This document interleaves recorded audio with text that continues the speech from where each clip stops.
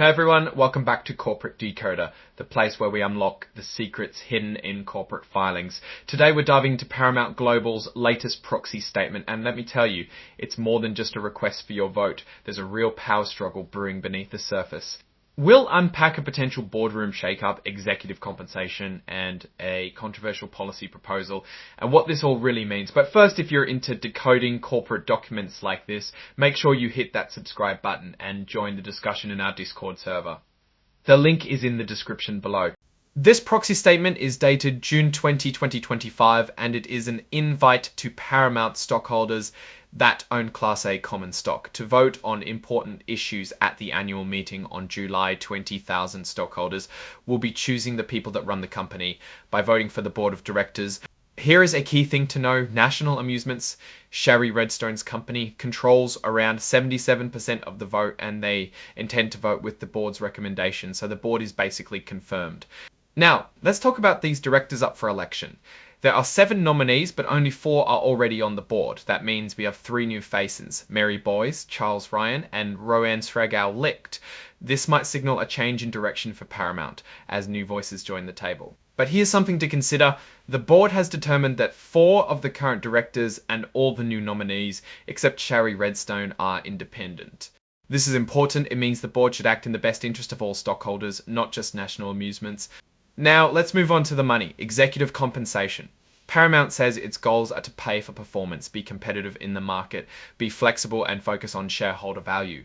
The company ties a big chunk of its executive pay to performance metrics. The annual incentive plan, which is like a bonus, takes into account both financial targets and how well management did on things like company strategy and workforce culture. Here are some numbers to note. They use adjusted OEDA, a measure of profit-free cash flow, which is how much cash the company is generating, and DTC, which is their streaming performance. DTC is increasingly important as streaming becomes a main way people watch content. For 2024, Paramount used 4 main metrics: adjusted OIBDA, free cash flow, DTC OIBDA, and DTC revenue.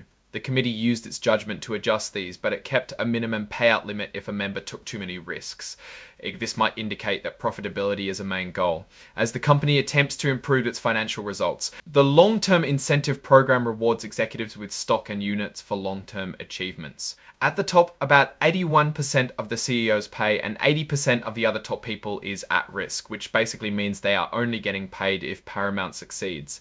It's also worth noting that Paramount went through some executive changes in 2024. Robert Barkish stepped down as CEO, and an office of the CEO was created with 3 people sharing the top job. Each received some special compensation to smooth the transition. Now let's take a quick look at something called related person transactions.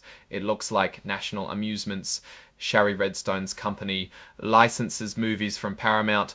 It also looks like Mario Gabelli, who is on the board, also manages some of Paramount's pension plans. All of this is pretty standard stuff, but is required to be disclosed so investors can judge whether there might be a conflict of interest.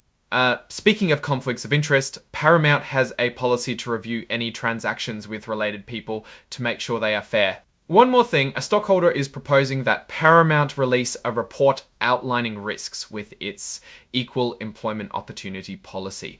It seems they want Paramount to explicitly include viewpoint and ideology in its policy, which might reflect a concern about potential political bias. The board is recommending against this. Paramount argues that their commitment to fairness is already well established through their existing policies and procedures. They want to make sure employees can contribute regardless of their opinions. True now, based on everything we've seen, what can we make of all this? On the positive side, Paramount seems to be seriously focused on getting its financial house in order, especially in the streaming business. Tying executive pay so heavily to performance should incentivize them to achieve those goals. Also, diversifying the board could bring some fresh perspectives. However, the influence of National Amusements will continue to be a thing to keep an eye on. The transactions that the board approved might be questioned about fairness. Also, the office of the CEO setup creates a lot of executive compensation and overlap that could be a risk. Overall, Paramount is in a period of transition. Navigating the changing entertainment landscape will be a challenge, and the new executives will have to steer the ship carefully. Alright, that's our breakdown of Paramount's latest proxy statement. What's your take on these potential changes in the boardroom and the company's overall direction? Drop your thoughts in the comments below. If this analysis was valuable, hitting that like button really helps, and subscribe for more deep dives. And don't forget to join the Corporate Decoder Discord channel. The link is in the description. Thanks for watching, and see you next time.